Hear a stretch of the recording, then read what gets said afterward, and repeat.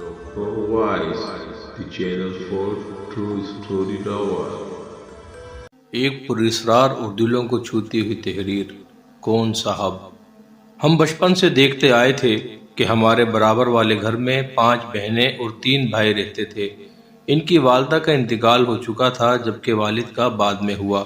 جب ہم بڑے ہو چکے تھے ان کے گھر کا اصول تھا کہ جب کوئی بیل بجاتا اندر سے جو بھی پوچھتا وہ یہی کہتا، کون صاحب؟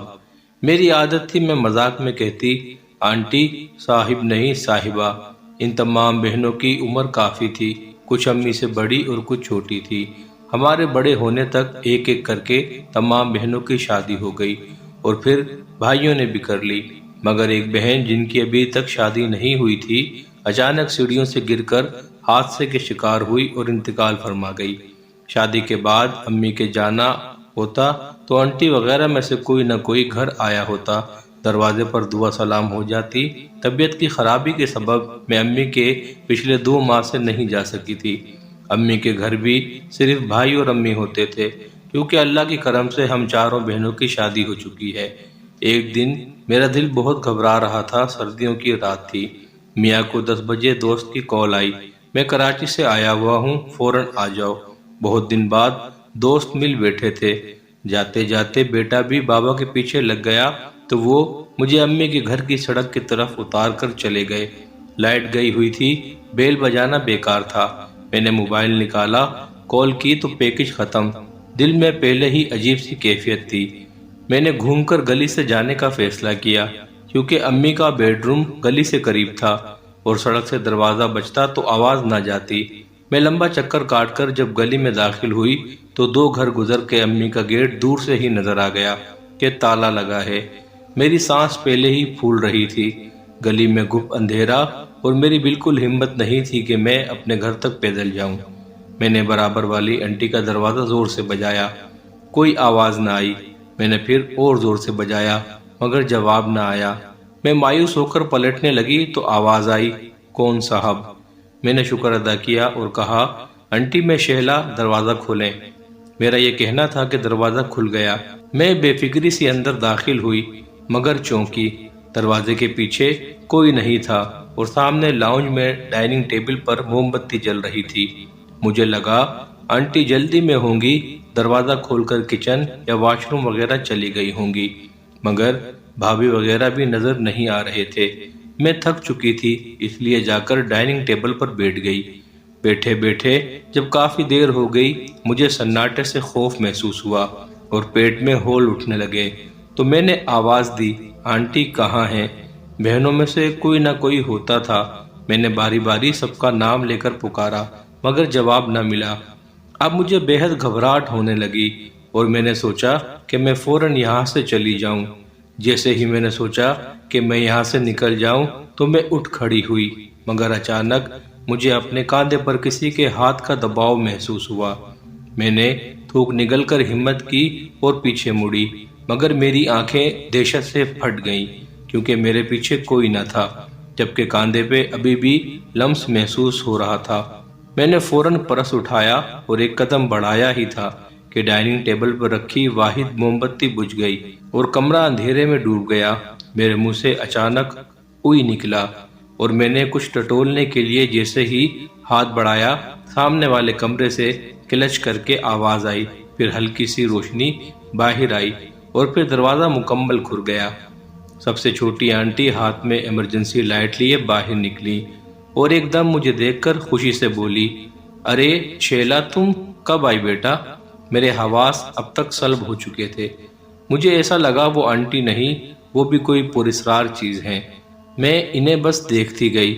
وہ دھیرے دھیرے ایمرجنسی لائٹ لے کر میرے پاس آئیں اور مجھے اس کیفیت میں دیکھتا پا کر کہنے لگی، ارے تم ٹھیک تو ہو؟ پھر امی کا نام لیا۔ توفیق باجی نے بتایا تھا کافی بیمار رہنے لگی ہو۔ توفیق باجی ابھی تھوڑی دیر پہلے ہی تو تمہاری نانی کے گئی ہیں، دروازے پہ ملی تھی۔ اچھا تم بیٹھو تو۔ پھر میرا ہاتھ پکڑ کر بٹھایا۔ ان کے نارمل رویے سے میں کافی پرسکون ہوئی مگر کچھ سوال میرے ذہن میں گردش کر رہے تھے، مگر میں نے انہیں جھٹک کر سلام کیا، السلام علیکم آنٹی۔ بس ذرا اندھیرے سے گھبرا گئی تھی۔ امی کے گھر تالا ہے تو یہاں آ گئی، آپ کیسی ہیں اور باقی سب؟ میں نے بیٹھتے ہوئے اپنے خوف کو چھپا کر پوچھا۔ اب اس کمرے میں لائٹ تھوڑی بہتر تھی کیونکہ ایمرجنسی لائٹ آن تھی، مگر یہ کیا، ڈائننگ ٹیبل پہ رکھی بجھی ہوئی موم بتی بھی غائب ہو چکی تھی۔ مجھے سمجھ نہیں آ رہا تھا کہ آنٹی سے کیسے سب پوچھوں۔ آنٹی اتنی دیر میں کرسی کھسکا کر بیٹھ چکی تھی اور جیسے ہی میں نے ان کی آنکھوں میں دیکھا ایک عجیب سے خوف میں مبتلا کرنے والی چمک نظر آئی۔ میں نے سوچا کہ لائٹ آنکھوں پر پڑنے سے ایسا ہوگا، مگر ان کی خاموش مسکراہٹ بھی پراسرار تھی۔ میرا اطمینان دوبارہ غارت ہونے لگا۔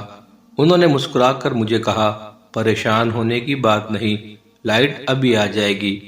میں نہیں چاہتی تھی کہ میرا خوف ان پر ظاہر ہو، مگر اس یخ بستہ رات میں بھی پسینہ میرے ماتھے پر چمک رہا تھا۔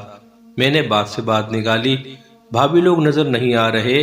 انہوں نے کہا، تمہیں تو پتا ہے آصف بھیا باہر سیٹل ہیں، انہوں نے واصف کی فیملی کو بھی وہاں سیٹ کر دیا ہے اور کاشف اپنی فیملی کے ساتھ دوسرے شہر گیا ہوا ہے۔ میں ابھی ان کی بات پر سر ہلا رہی تھی کہ ان کی اگلی بات سن کر میرے ہلتے سر کے ساتھ ساتھ میرے دل میں بھی خوف کا کرنٹ لگا اور پورے وجود کو جھٹکا لگا، کیونکہ وہ کہہ رہی تھی، ہم میں سے کوئی نہ کوئی آ جاتا ہے، اب عشرت آپی کو اکیلا بھی تو نہیں چھوڑ سکتے نا یہاں۔ میری آنکھیں کھلی کی کھلی رہ گئی۔ میں نے بہت گھبرا کر انہیں دیکھا کیونکہ عشرت آنٹی کا تو انتقال ہو چکا تھا۔ میں اب مکمل طور پہ خوف کے شکنجے میں جکڑ چکی تھی اور کچھ غیر معمولی پن کا جو احساس تھا وہ یقین میں بدل چکا تھا۔ میں نے فوراً منہ کھولا کہ سلام کر کے نکلنے کی کروں، یہ سوچ کر آنٹی کی طرف دیکھا تو کرسی خالی تھی۔ اف میرے خدا، یہ سب کیا ہو رہا ہے؟ میں کرسی سے کھڑی ہوئی پرس اٹھایا اور میں ابھی آدھے راستے میں ہی تھی کہ پیچھے سے آنٹی نے پکارا۔ میں پلٹی تو وہاں ان کے چوتھے نمبر والی بہن تھی۔ مجھے حیرت ہوئی، وہ کب آئیں؟ انہوں نے مسکرا کر میرا ہاتھ پکڑا اور کرسی پر واپس بٹھایا۔ ارے کہاں جا رہی ہو؟ میں تمہارے لیے کافی لینے گئی تھی۔ میں اس وقت کچھ بھی سوچنے کے قابل نہ رہی۔ مجھ پر یہ وحشت سوار تھی، دل لگتا تھا باہر آ جائے گا۔ پہلے والی آنٹی ایک دم سے کیسے بدل گئی؟ انہوں نے گرم کافی کا کپ میری طرف کھسکایا اور مجھے گھورتے ہوئے مسکرائی اور صرف ان کے لب ہلے، پیو اسے۔ میں نے گھبرا کر جب کافی کے گرم کپ کو ہاتھ لگایا تو میرے ہاتھ کپ کپا رہے تھے۔ کپ کپاہٹ سے کافی چھلک کر ٹیبل پر گری اور میری آنکھوں نے خود یہ منظر دیکھا کہ کافی کی جگہ ٹیبل پر خون تھا۔ میں نے گھبرا کر آنٹی کو دیکھا اور مجھ سے کچھ کہا نہ گیا، بس اتنا بولی، آنٹی یہ وہ مجھے دیکھ کر اب منہ کھول کر مسکرائی۔ مجھے لگا جیسا ان کا چہرہ بدل رہا ہو۔ میں بے بس سن سی انہیں آنکھیں پھاڑے تکے جا رہی تھی۔ اچانک روڈ سائڈ سے بلیوں کے بے تحاشا رونے کی آوازیں آئیں اور آنٹی کی ہنسی غصے میں بدل گئی۔ وہ تیزی سے اٹھی اور بڑبڑاتی ہوئی اس طرف دوڑی۔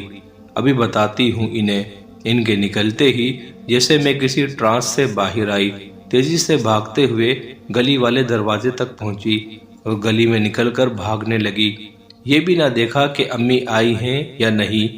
گھپ اندھیرا تھا، میرے گھر کا رستہ بس 5 منٹ کا تھا، مگر مجھے لگا میں کوئی آدھا گھنٹہ بھاگی ہوں گی، اور جب پھولی ہوئی سانسوں کے ساتھ میں حواس باختہ سی اپنے گھر پہنچی تو ہمارا مین گیٹ کھلا ہوا تھا۔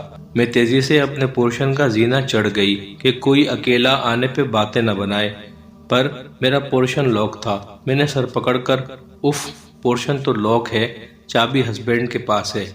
میں واپس مڑی کہ نیچے جٹھانی کے پورشن میں جاتی ہوں، مگر میرے مڑتے ہی میرے اپنے پورشن سے جو کہ لاک تھا آواز آئی، کون صاحب؟ خوف اور وحشت میں لپٹی یہ پراسرار کہانی ابھی جاری۔